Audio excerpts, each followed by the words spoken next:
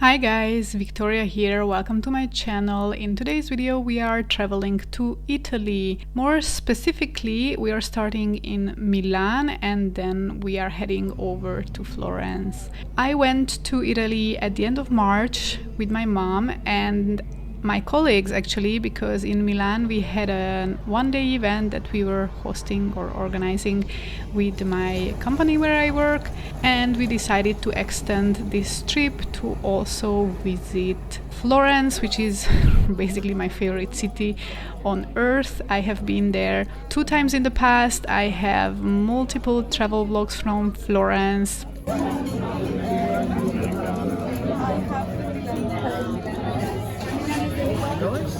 So what is this?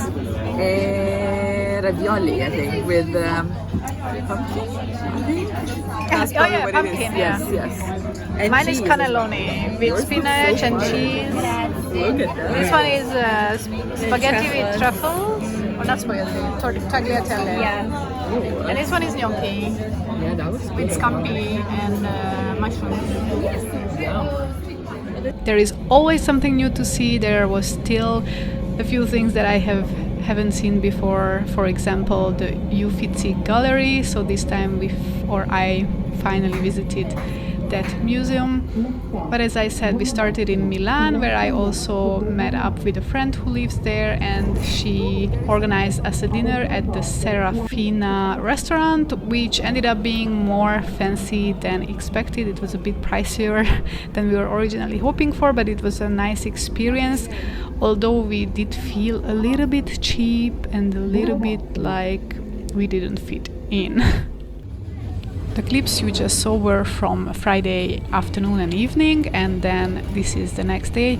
We took the traditional old school tram and we were heading to Navigli, and here on Saturdays next to the channel there is a flea market. We were checking it out. It is quite a long flea market with all kinds of things, mostly vintage items, and then once we got a bit tired and hungry, we went to a restaurant. We eat lunch, or actually we had brunch. Unfortunately, this restaurant has closed down according to Google since then. Navigli is a much-loved district in Milano, known for its quirky charm. It is a great place to hang out. The district is home to several markets, art galleries and artisan craft shops. And people also like dining outdoors and having drinks in the many restaurants and bars the area has to offer. The Navigli were originally man-made navigable canals used for the transport of goods and passengers, as well as for irrigation. It is said that in the past the city was almost like a landlocked Venice, crisscrossed by waterways that are now invisible under the paved roads. However, we were not staying the whole day in Milan. In the afternoon we were taking the train from Milan directly to Florence. It is normally around a 2-hour train ride, and I did a train ride from Rome to Florence 2 years ago, and the train was super punctual. Everything was going very well and perfectly. This time around, however, we were unfortunately much delayed, I believe at least with an hour on this 2-hour ride, so it was not such a pleasant experience. But in general, I do believe that the trains in Italy are pretty comfortable, pretty punctual. You can buy tickets online, it's quite convenient and easily accessible. So even with this experience, I would still recommend taking trains in Italy. So this was a Sunday morning, and we have actually booked our tickets online for the Uffizi galleries this day. So we just headed for a brunch before going to the galleries to get the energy to tackle this huge exhibition of the Uffizi galleries. We were eating actually brunch at Rivarno Cafe. Rivarno has at least 2 locations in Florence. I have been in two of the locations, and I think it's one of my favorite cafes in the town, so I do recommend it. And they have good food, good coffee. And we still had a little bit of time before entering, because we had to book our slot to Uffizi to also take a look at the free areas of the Palazzo Vecchio, so basically like the downstairs area and the gardens, which is free to access and easily accessible.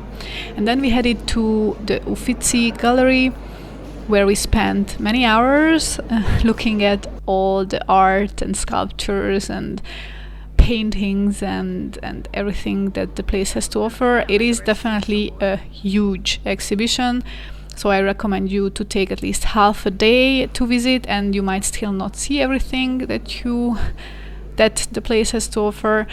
In the beginning, I was really looking at every single piece of art, and then you get tired after a while, and then you just make sure to find the more interesting or famous pieces.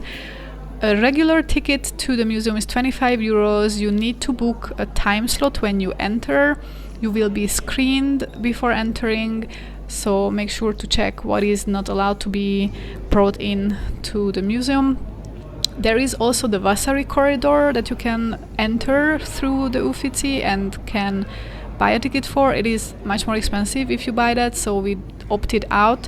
But basically the Vasari corridor connects Palazzo Pitti, the Uffizi and the Palazzo Vecchio. I'm pretty sure it's very cool to walk through it. It is also in the book Inferno from Dan Brown. You can read about it, and it was actually just this year, just before we were traveling to Florence, it was just reopened for visitors. So if you have the time and you have the budget for it, then one day I will probably also enter the Vasari corridor. The Uffizi is one of the first modern museums in the world. The gallery had been open to visitors by request since the 16th century, and in 1769 it was officially opened to the public, formally becoming a museum in 1865. The gallery entirely occupies the first and second floors of the building, constructed between 1560 and 1580 and designed by Giorgio Vasari. It is famous worldwide for its outstanding collections of ancient sculptures and paintings from Middle Ages to the modern period. The collections of paintings from the 14th century and Renaissance period include some absolute masterpieces from Giotto, Simone Martini, Filippo Lippi, Botticelli, Leonardo, Raffaello, Michelangelo and Caravaggio, in addition to many precious works from European painters, mainly German, Dutch and Flemish. The gallery boasts an invaluable collection of ancient statues and busts from the Medici family, which adorns the corridors and consists of ancient Roman copies of lost Greek sculptures. The building of the Uffizi complex was begun by Vasari in 1960 for Cosimo de' Medici I as a means to consolidate his administrative control of the various committees, agencies and guilds established in Florence's Republican past, so as to accommodate them all in one place, hence the name Uffizi, meaning offices. The east, south and west corridors on the top floor of the galleries, where you actually enter the exhibitions, are an iconic feature of the gallery, and indeed the term galleria, universally used to describe the collections of paintings, originated from this very place.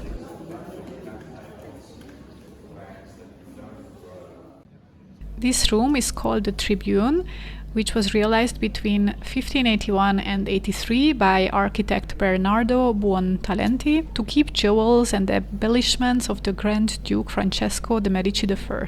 The structure is octagonal because, according to Christian tradition, 8 is the number which draws near heaven. Besides, in ancient times, octagonal plans were recurrent in the construction of important buildings as well as of baptisteries and basilicas. Francesco I conceived the iconography of the tribune's decorations and furniture as a full cosmos featuring the 4 elements. Earth was represented by the floor, realized by the architect as a white flower inlaid with polychrome marbles.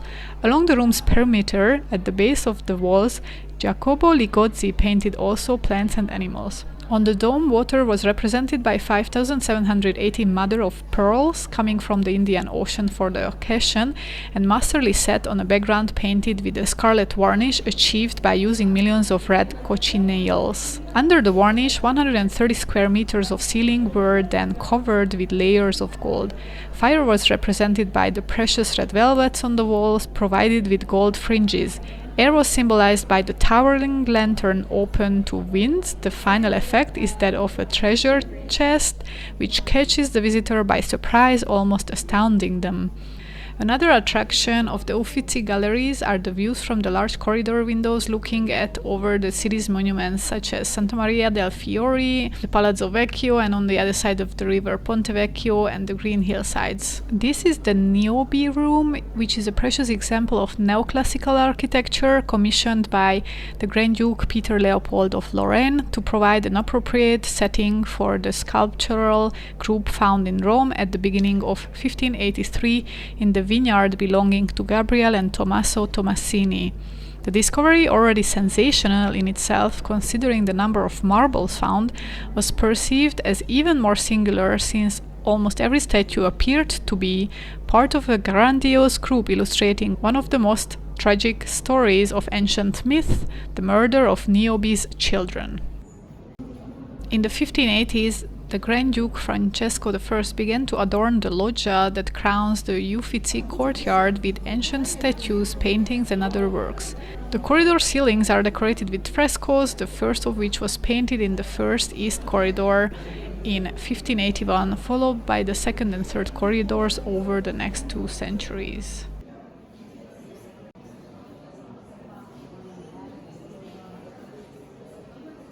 Here I would like to mention that you don't only visit this gallery because of all the art that you can see, but also you have one of the best views to the other sides of the city, including the Ponte Vecchio, Palazzo Vecchio, as well as the Duomo or the dome of the Duomo itself, as well as the Campanile, as you can see on this shot. And another thing that I recommend is to visit the gallery's coffee shop, which has a terrace, and the view to the Palazzo Vecchio and the Duomo is very nice from that terrace. And it is also great to take a break and have a coffee in between, looking at all the art. We are coming to the end of our Uffizi visit. With this, I already managed to visit Palazzo Vecchio, Palazzo Pitti, the gallery where the Michelangelo, the original David statue is. I forgot the name. Accademia, I think is the name. But Florence has so many museums that there are still a lot left. But from the most famous ones, I would say I already was able to check them all out. And one of the things that helped me to check some of the museums for free was they have free admission days throughout the year, a couple times, not very many times, maybe twice or 3 times a year. And I explained all of this in a previous video, in a previous visit that I did in Florence. So I'm going to link that video in the description box and also put it up as a card so that you can check it out and learn how you can visit the museums in Florence for free. After dinner, we were heading to Piazzale Michelangelo because we wanted to catch the sunset from up the hill, which is probably the perfect spot in the city for the sunset.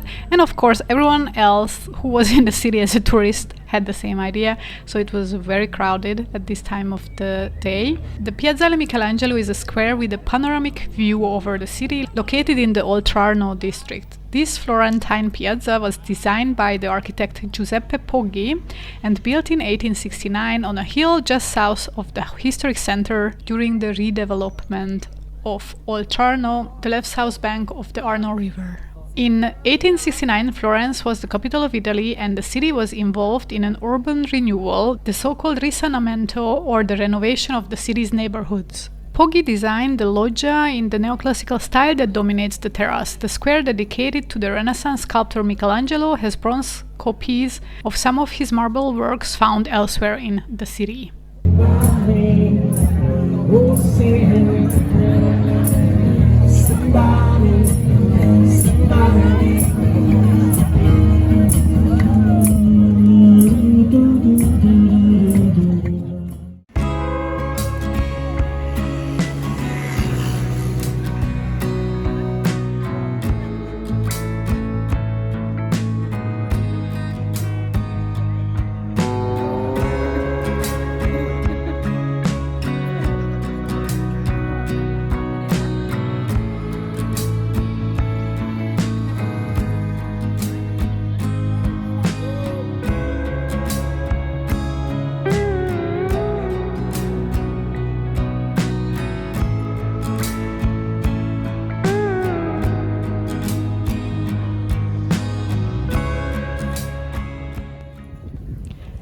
The next day I was basically the tour guide, showing off the city to my mom and my colleague who was with us, visiting the most famous, most well-known sites, including the Santa Croce Basilica, the Duomo, the Santa Maria della Novella, the Officina Profumo, and other sites. I actually have separate dedicated videos explaining more about each of these sites from 2023 and 2022 when I first visited here, so I do recommend you to check them out. Basically, this whole day we were walking around the city, making the most of the day, trying to find and look at and take a look at most of the sites and enjoy the weather. It was great weather in Florence. This was end of March 2025.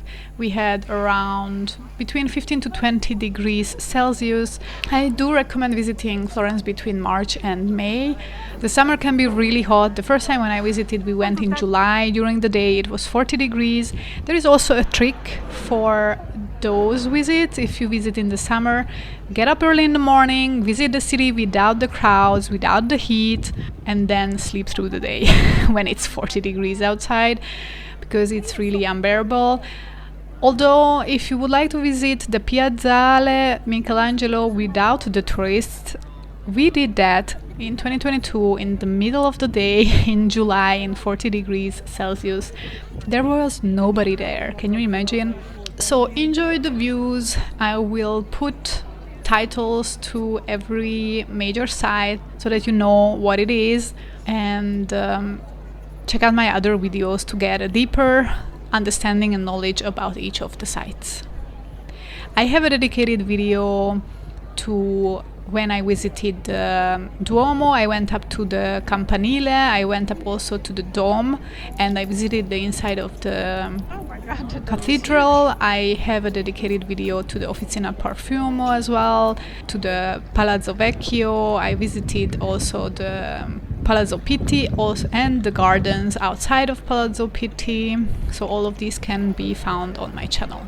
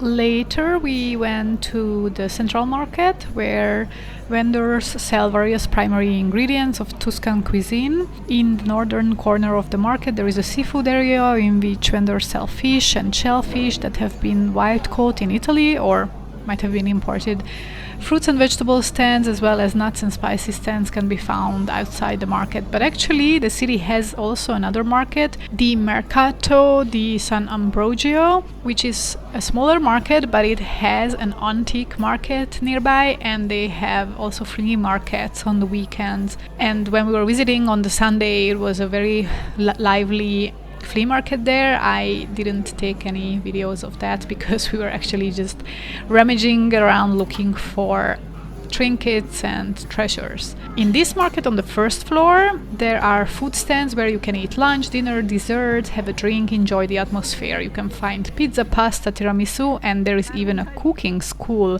Outside of the central market is the Mercato di San Lorenzo, which is mostly where you can find leather goods to buy. So for example, if you want to have an Italian leather bag, this is where you should go.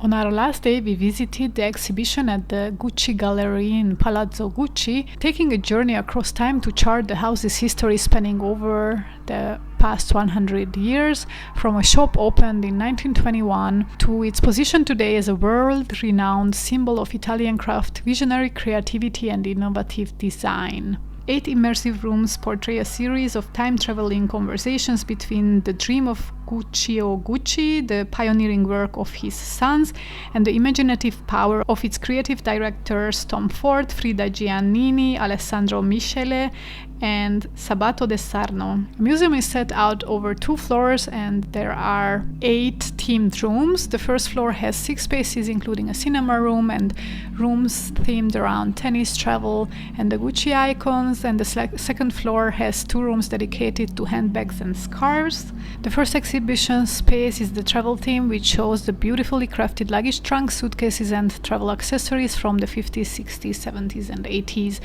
These travel accessories actually defined Gucci's first collections, having himself been inspired by the luggage-laden clientele arriving at London's Savoy Hotel, where he used to work as a porter in his early years. The house also emerged as one of the first luxury brands to foray into athletic footwear, expanding the Gucci universe through a dedicated lifestyle offering that seamlessly blends luxury and leisure.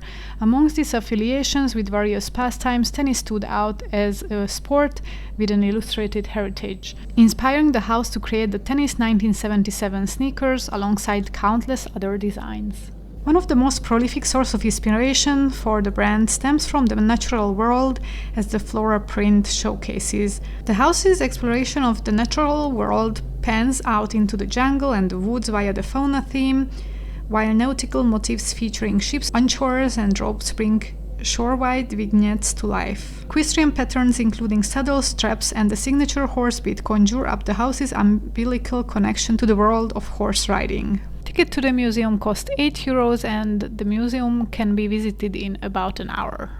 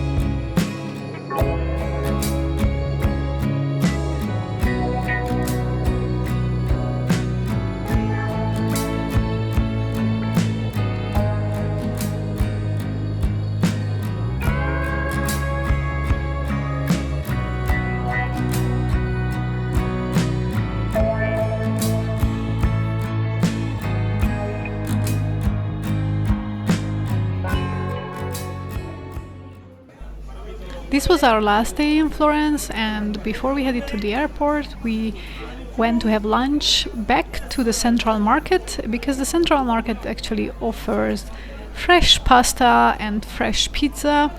So we actually had some fresh pasta which was made right in front of our eyes, and I also took a very close look at how they make pizza in Italy.